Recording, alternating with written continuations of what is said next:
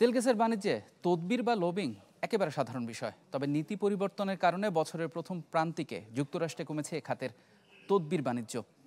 গেল বছরের চেয়ে 6 মিলিয়ন কমে চলতি বছর এখন পর্যন্ত বিনিয়োগ মাত্র $38 million. Emergency, we will drill, baby, drill. জ্বালানি নীতির পরিবর্তনের কারণে মার্কিন যুক্তরাষ্ট্রে কমেছে তেল গ্যাস শিল্পে তদবির বাণিজ্য।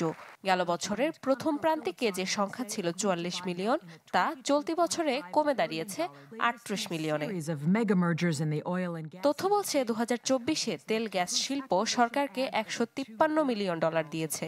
সে সময়ে বিকল্প জ্বালানির সন্ধানে সরকারের চাপে রেকর্ড উচ্চতায় পৌঁছেছিল তেলের উৎপাদন।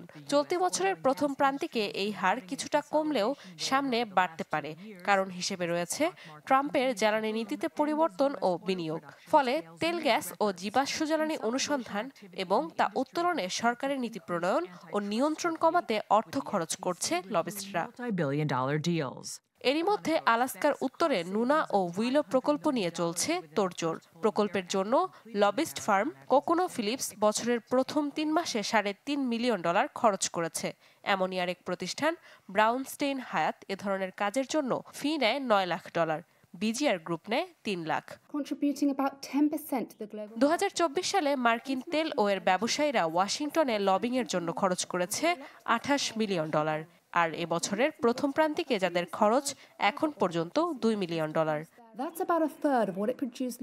নাদিয়া ইসলাম তুলি, চ্যানেল 24।